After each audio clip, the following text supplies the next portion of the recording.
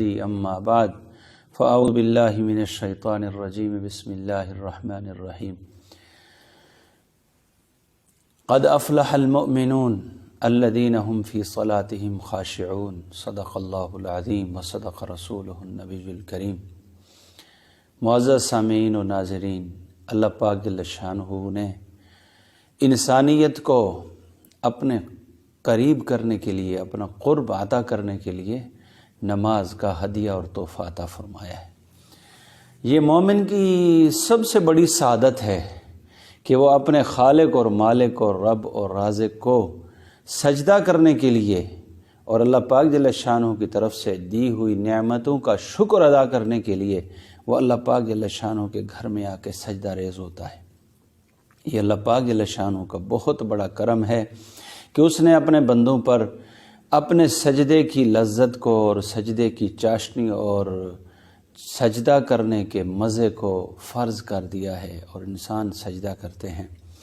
یہی مزہ اور چاشنی تھی کہ سرکار دو عالم صلی اللہ علیہ وسلم ساری رات نماز میں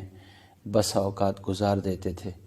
اور صحابہ کرام کے بارے میں اللہ جل شانہ ارشاد فرماتے ہیں وَكَانُوا قَلِيلًا مِّنَ اللَّيْلِ مَا يَهْجَعُونَ، کہ صحابہ کرام کی صفت یہ ہے کہ وہ راتوں کو بہت کم سوتے تھے، وہ راتوں کو ان کا سونا بہت کم ہوتا تھا۔ کانو یہ افعال ناقصہ میں سے ہے، اہل علم سمجھتے ہیں کہ اس میں بھی نقص کی طرف اشارہ ہوتا ہے،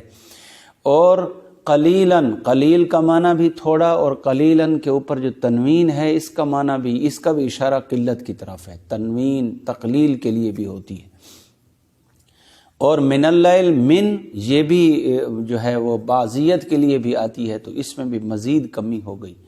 من اللیل ما یہجعون، وہ بہت کم راتوں کو سوتے تھے، ساری راتوں میں اٹھ کر کے یبتغون فضلا من اللہ ورضوانا، وہ اللہ کی رضا کو تلاش کرتے تھے۔ اس لیے میرے محترم بھائیوں، جب بندہ مسجد میں آتا ہے تو اللہ کا مہمان بن کر آتا ہے، اور آپ حضرات کے علم میں ہے کہ مہمان کی 3 قسمیں ہوتی ہیں۔ مہمان کی کتنی قسمیں ہوتی ہیں؟ 3 قسمیں ہوتی ہیں مہمان کی۔ پہلی قسم یہ ہے کہ جب مہمان گھر میں آتا ہے تو انسان، میزبان، اس کا جی چاہتا ہے، اس کی مرضی ہوتی ہے، تمنا ہوتی ہے، خواہش ہوتی ہے کہ یہ مہمان آیا ہے، یہ جانے نہ پائے، کسی طریقے سے اس کو تھوڑی دیر مزید روک لیا جائے، ٹھہرا لیا جائے۔ اس کے لیے وہ اس کو بہت زیادہ کہنے کی، اصرار کرنے کی، ٹھہرنے کی بہت ترغیب دیتا ہے، میزبان خوش ہو جاتا ہے اور دل چاہتا ہے کہ یہ میرے گھر میں جتنا دل ہو سکے، دیر ہو سکے، یہ بیٹھا رہ جائے نہیں۔ اور دوسری قسم کا مہمان وہ ہوتا ہے جب آ گیا اور آپ نے جو ماحضر تھا وہ اکرام کر لیا، پھر دل میں یہ بات ہوتی ہے کہ یہ چلا جائے، یہ ٹھہرے نہیں، چلا جائے۔ یہ دوسری قسم مہمان کی ہوتی ہے۔ اور تیسری قسم مہمان کی وہ ہوتی ہے کہ آپ چاہتے ہیں کہ وہ آئے ہی نہ، میرے گھر میں آئے ہی نہ۔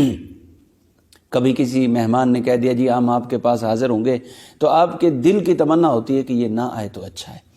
تو یہ مہمان کی 3 قسمیں یہ نمازی کے اعتبار سے بھی ہیں۔ ایک آدمی اللہ کے گھر میں جب آتا ہے سجدہ کرنے کے لیے، اللہ کا مہمان بن کر آتا ہے، اور ایسے نمازی بھی ہوتے ہیں جب وہ اللہ کے گھر میں آتے ہیں تو اللہ چاہتا ہے، اللہ کی رحمت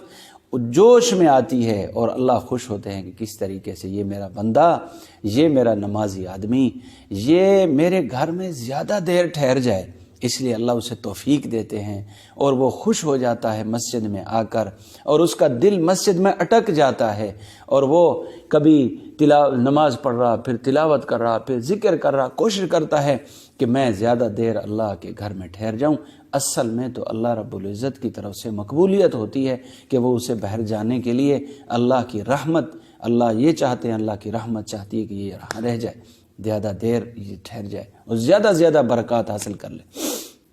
اس لیے حدیث مبارکہ میں آتا ہے کہ جب قرآن کی تلاوت کرنے والا آدمی، مسلمان، قرآن کی تلاوت کرتا ہے تو فرشتہ کہتا ہے، اس کے ہونٹوں کو بوسہ دے کر فرشتہ کہتا ہے یا ولی اللہ، اے اللہ کے ولی، تم مزید 1 آیت اور پڑھ لو، 1 آیت اور پڑھ لو۔ تو بہرحال یہ اللہ کی طرف سے، اور مومن کی شانی یہ ہے کہ یہ مسجد میں آئے گا ایسا ہے جیسے مچھلی پانی میں چلی جائے، اس کا دل ہی نہیں چاہتا باہر نکلنے کو۔ دوسری قسم کا نمازی وہ ہوتا ہے، مسجد میں آ گیا تو بس وہ نماز پوری کی، اب نماز کا سلام پھیرا جب امام صاحب نے تو اس نے فوراً نکلنے کی کوشش کی، اور نہ ذکر کا خیال، نہ تلاوت کا خیال، نہ تھوڑی دیر مراقبہ کر لیا، نہ محاسبہ اپنے اعمال کا کر لیا،